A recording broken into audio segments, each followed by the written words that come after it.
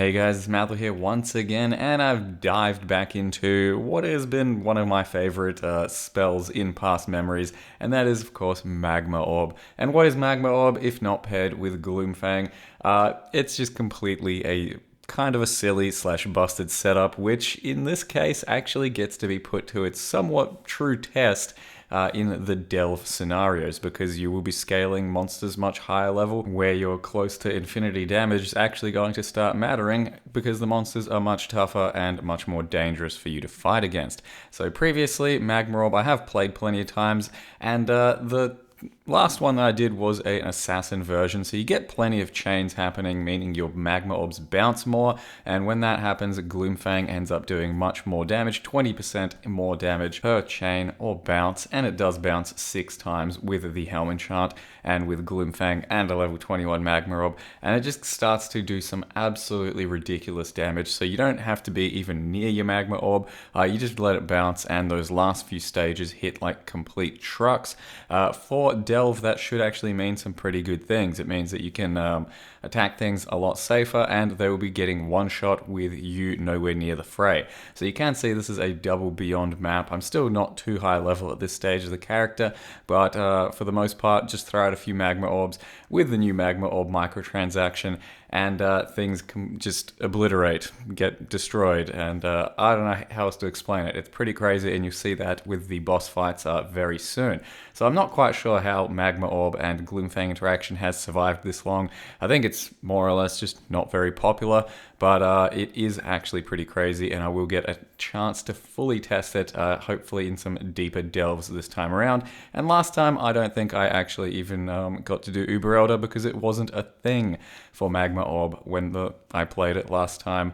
Probably about a year ago on the Assassin version. This time around, however, it is an Inquisitor, not an Assassin, and I'm not playing around Void Batteries to scale damage to the infinite. I am rather just using a, as I did in previous character for the Stormburst, a shaped staff that has some power charge on crit, and in this current state also +2 to fire spells on that staff. If I get it 6 linked, the damage is going to be completely absurd.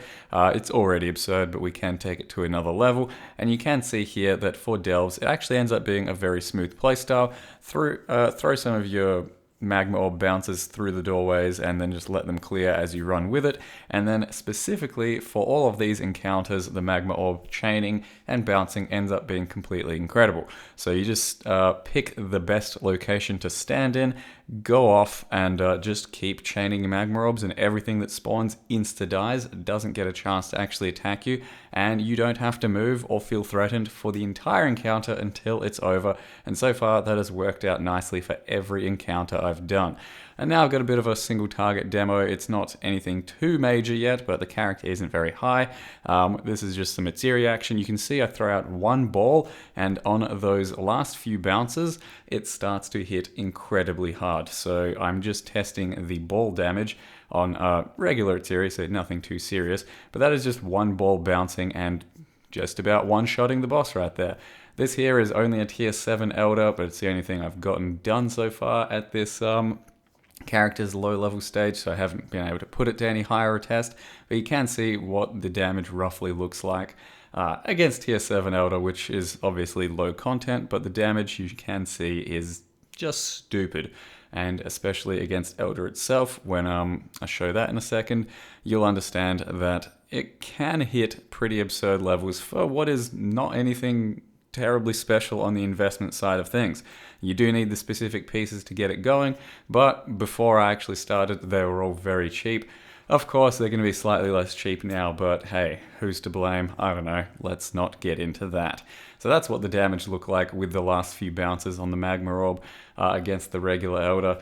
The portals don't actually survive for any decent amount of time because those last few bounces just one-shot the portals almost, and you can go ahead and chain into infinity because the mana cost is supported by our Mind Over Matter playstyle with Pious Path that gives us a lot of mana regen, so we can just stand there, we can keep going and get lots and lots of damage in.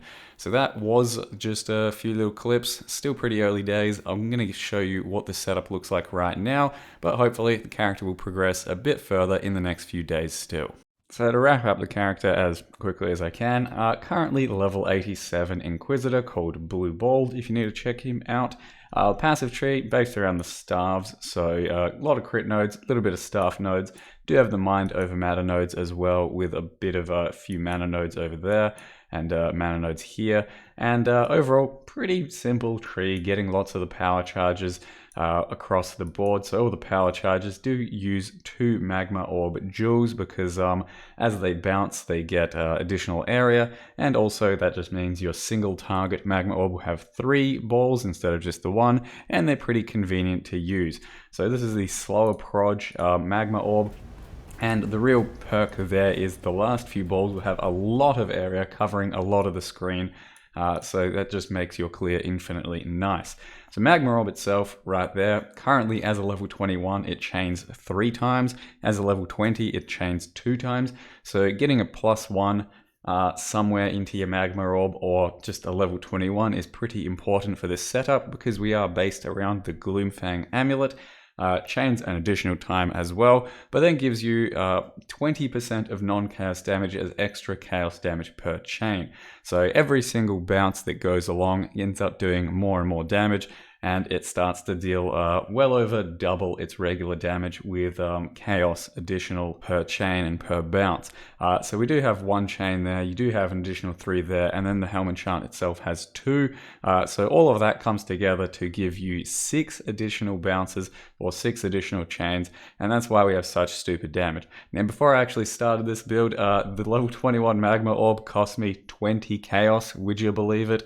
The Helm Enchant was like 40 chaos. And Gloomfangs are worthless, you know, they're everywhere, they're like 1 alch, it's no big deal at all. So it's still kind of an unpopular thing to do, and maybe it's not going to be the greatest in the end, we'll find out in the next few days. But to me that does seem pretty absurd, and I did manage to craft the stuff like this one over here, just by, as I've mentioned with my previous method, just alt-regaling until you hit something decent. So you keep alterationing, looking for decent stuff, but for the most part you are just looking for power charge on crit. You then regal, manage to regal +2 fire gems, and then slammed it with exalts a few times, and nothing really good happened. So mostly just 2 really solid mods here, the power charge on crit and the +2 to fire, but a really good cast speed roll, really good crit roll.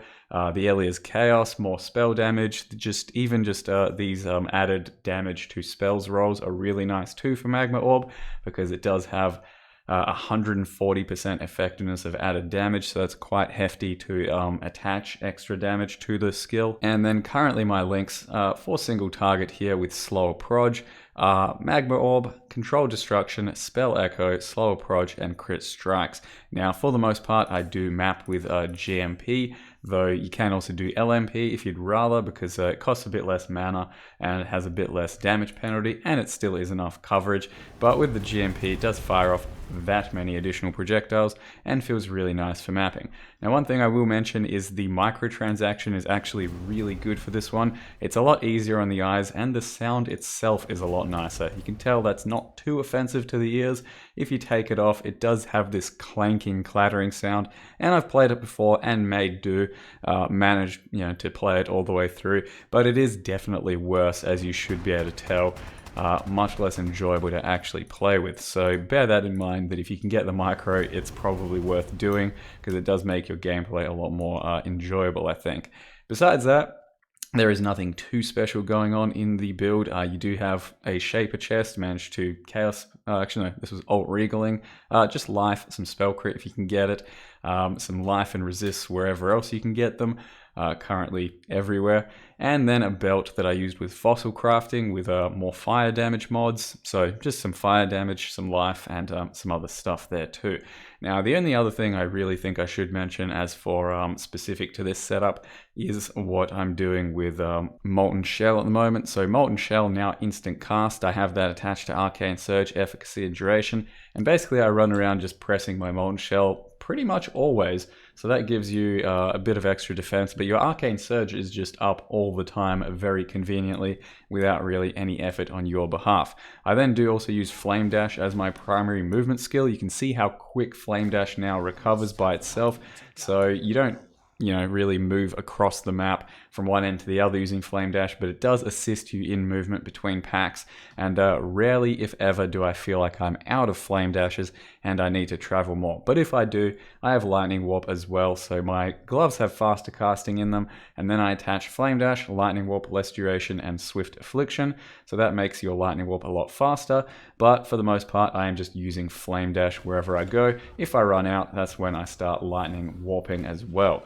And then my helm sockets here are Herald of Ash, Summon Stone Golem, Varai's Fire, and Clarity. So my mana reserve is just from Herald of Ash and Clarity. I leave a lot of mana unreserved for Mind Over Matter, and that is relevant because we do have a lot of mana, but the entire Ascendancy up here is really nice for Mind Over Matter because you get Pious Path, which is 6% of mana, and Energy Shield regen per second while on consecrated ground. You're then also immune to elemental ailments and a lot more cast speed. So this becomes pretty relevant through Delve when there's a lot of stuff trying to give you elemental ailments, and then you have a lot of extra mana regen, and you will almost always be on consecrated ground thanks to this or your Sulfur Flask. But you can see right here, currently mana regen 130, pop my Sulfur Flask and I'm sitting at 420, and that does mean I can non-stop spam and even get hit a lot on the mana bar from Mind Over Matter as well. So currently that's the character, guys. Magma Orb, pretty damn nice. Even just Inquisitor Spellcaster with this sort of setup is pretty strong too, so if you want to explore that for certain other spells and skills, that's fine as well. But Magma Orb at the moment, I think, has always been pretty fun for me. Could never really take it too far because you just destroy everything and then stop. But at this point, I'm going to try and push it through some delves, maybe 200, 300 plus. See how long we get until people start crying about me not playing another build. So we'll get it going, and I think Magma Orb is definitely a slightly unsung hero at the moment. But this is my take on it. It's Gloomfang, Magma Orb. It's still really good and it's still really fun. Thank you very much for watching, and I'll see you next time.